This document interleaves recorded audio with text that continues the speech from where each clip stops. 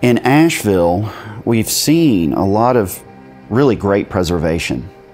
This city has led the state in the use of the historic rehab tax credit for decades.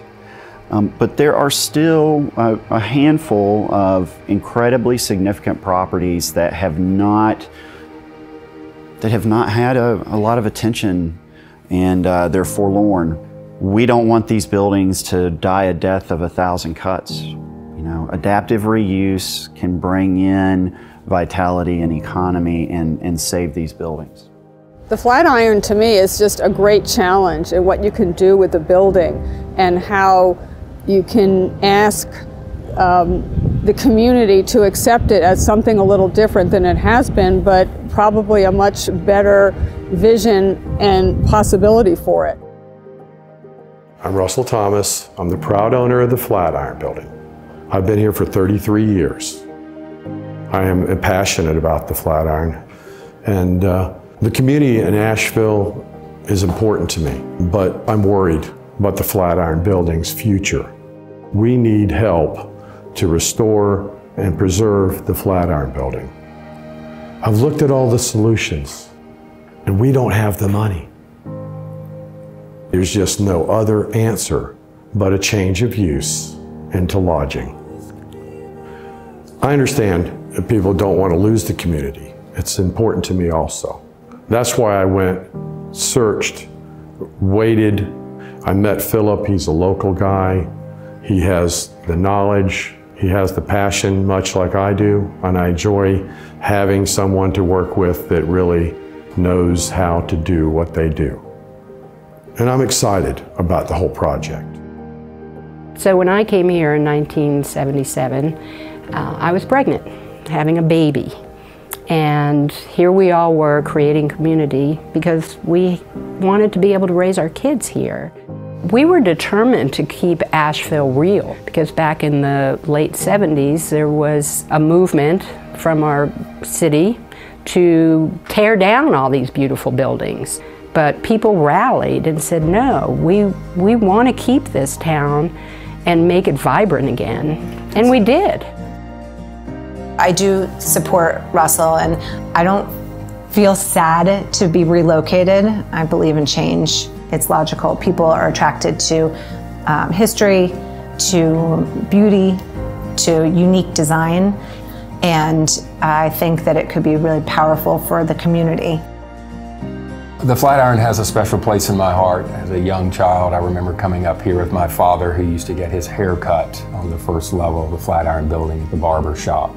And from an early age, I came to admire the iconic building as well as the surrounding buildings, the Grove Arcade, the Battery Hotel, and was in awe of these iconic buildings downtown.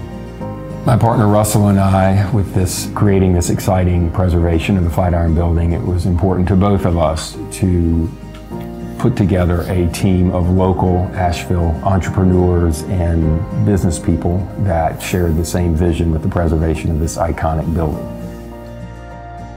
I think, especially with the Flatiron, that it's a matter of the energy and excitement and enthusiasm that comes from a preservation project. Look, if a building's old enough, the use of the building itself is going to change at some point in time.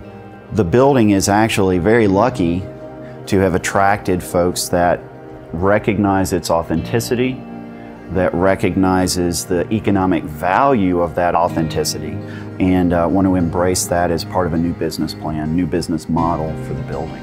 I've practiced architecture in Asheville for the last 21 years. The firm does mixed use and a lot of historic preservation projects. In Asheville, we've worked on the Grove Arcade and the Kenilworth, which were both local landmarks, and we really love working with historic properties. I think a renovated Flatiron building could mean a lot to the city of Asheville. And it's not just about tourism, but it's also about the locals who can come and enjoy this fantastic lobby and the restaurant and the rooftop bar and show their friends and people from out of town. We have this great building from the 1920s. It's recently been restored, and it's a fantastic example of well-done historic preservation. Well, certainly the Flatiron Building has always been our peak kind of vortex, if you will, of downtown. So we're lucky we have an active community of people who care so much that they're willing to step up and say, I want to make this change happen in the most responsible, sustainable, good way. An old place has this kind of pent-up energy, this pent-up momentum, and when there are efforts to save it, the momentum and energy that builds amongst that place radiates out from it, and it excites the community. If one of you all were my sons or daughters, I have 2 sons, you would have to look at what is best for your business. Sometimes there are moves that sometimes can be uncomfortable, but every time it works out for the better for everybody at the end. The point that it makes it really work for me is that I'm going to get to stay. I'm not selling out. We're changing to a different way of life is all. I'm going to be here to complete the task. That's important to me.